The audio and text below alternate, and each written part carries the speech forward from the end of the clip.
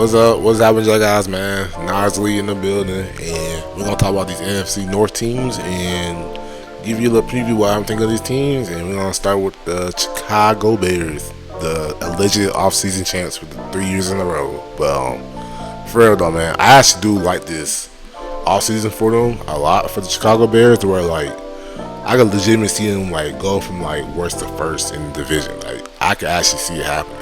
With them adding Ben Johnson, like this offense is gonna be like really, really good to where like it has the potential to be like top 10 offense in the league for sure. Now with Ben Johnson, he obviously loves to run the ball with his team, so that's why he had the GM go and give him some interior offensive linemen, because the Bears' interior O line has been bad for some time now, so they really needed that, and also he needs it for the system to work too anyway. So that's what he did, and got some more weapons like Duke the Burden, who could play slot, Coastal Level in the first round, to which he's a better receiver than what Sam Laporta was coming out. So like, and actually like Coastal Level anyway, so it was a great draft pick for them. And honestly, like this is just like the start of like ways to help Caleb Williams actually succeed. So I really like this for him a lot. And then plus like like his addition like for the DC with him getting Dennis Allen. I really do like Dennis Allen as a coordinator more than the head coach, because Dennis Allen runs like more like a man-heavy offense, but like it actually gets to where like he gets to raise the floor for any defensive players and stuff like that, and it can actually get him to like a really good defensive team. So I do have good hope for that a lot. And then obviously for Caleb Williams, like I do think he could be a really great QB. It's just I wouldn't say he holds the ball for a long time, to which some of it is his fault for sure, but like the offensive line didn't do him no favors at all. But this year he should have the support system to where like he should probably struggle a little bit for the first 3 games maybe, but then like I expect by like Thanksgiving week to where like he actually turns it on and actually beats that franchise QB that like he was hopeful to be coming out of the draft. So I'm really excited to see his progression throughout this season, but I do think like the Bears actually has a chance to push for the division title this year, and even especially a wild card at least. Like they should be up there for at least a wild card by the end of the year. So I am very excited for this Chicago Bears team. Now for the Green Bay Packers, and I'm not gonna lie to you, like the more I actually think about how good I think this team will be, the more I think they're like, in my opinion, like less likely to win the division. It's not really their fault. It's more like they have a group of players where like they're definitely good to like solid to actually good players, or even great players for that matter. But like it's like barely any superstars on that team to where like I could actually believe that actually could just out talent teams, But like my big concern really is actually Jordan Love. Now I know people gonna look at me and tell me like, why you think Jordan Love's not that good? Well, here's the thing about that. So his 2022 season kind of like I intertwined with how Trevor Lawrence finished his season back in 2022 also, to where like they both finished hot. They both won a playoff game to where they both weren't really expected to win the way they actually won their games. And then last 2 years, stuff like that, like they kind of like they kind of like didn't really play well and stuff like that, to where like they actually made me more convinced they could be franchise QBs.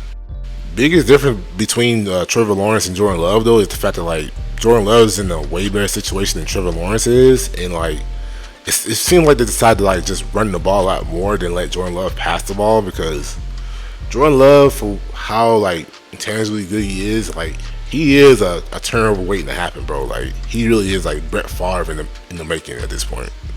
And I ain't gonna lie, they seem like they're actually limiting how much he passes the ball. Now, I'll say his receivers didn't give him any help either, but like I ain't gonna lie, I'm like starting not to be convinced on Jordan Love to where like I think they can actually win the division for real. Like I could actually see them finishing last in the division.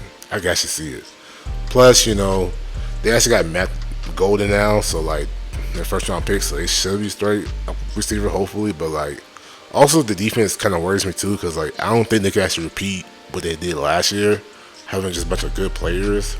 playing good, and then just Xavier McKinney just gets the interception and bails them out. So we'll see how the day look. All right, so let's get to the wild card of the NFC North, and that is the Minnesota Vikings. And first thing first, all praise to Kevin O'Connell. Like, he is an amazing offensive mind. Where like I truthfully believe that he can actually, like get whatever QB he needs and like put him in the best situation and make him like at least produce and stuff like that. So to get that out of the way, let's talk about the elephant in the room. That's JJ McCarthy, and he only played like one preseason game before he wasn't able to play last year because of meniscus tear. And I ain't gonna lie, like I'm not as worried as I thought it would be, even though I wasn't really high on him coming out a year ago. But like he is essentially still a rookie though, so I have to be worried just off of like the strength of like being that way. But I ain't gonna lie, I'm actually more confident now that like JJ McCarthy can actually be successful because, in my opinion, this Vikings team has probably definitely a top 10 roster in the league. And obviously, as long as you have Justin Jefferson, a really great offensive line with Christian Darrisaw being there, and then great offensive mind coach with Kevin O'Connell, like I do think they're a team where like either they will be challenging for the division crown, or they possibly be like last in the division. But like I can actually see either or for them. But like don't be surprised when like they actually pretty good for real like towards the end of the season. So also Brian Flores, shout out to him, one of the best defensive minds in the league, if not the best, and hopefully he gets a head coaching job soon. Alright, and last but not least, the Detroit Lions. And I ain't gonna lie, injuries really cost them a chance of actually making a Super Bowl. Like, I'm just gonna get that out of the way. Like, injuries to the defense for sure cost them a chance of making the Super Bowl and possibly winning it all. But that being said, though, like I still believe this Lions team can actually like still be best in the division, best in the league. Like, I think they're still the team to beat, in my opinion, given the fact that like they became a 1 seed while having basically half of their, basically almost a full starting lineup being IR, specifically their defensive players, and they still got 1 seed.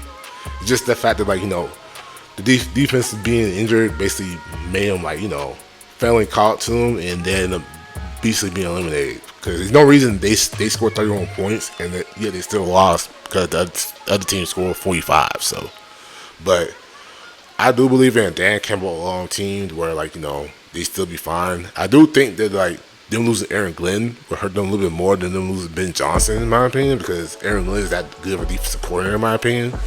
But I do believe with them having that roster still, with them, their DNA of being just a tough, hard-nosed minded team, where I do still think they can actually win the division. Now, with that being said, I do have the Lions winning the division this year, which I do also have the Bears finishing second, Vikings finishing third, and the Packers finishing fourth. That's just how I would rank them, but I could be wrong. So let me know who y'all think will win the division, and I'll see y'all next time.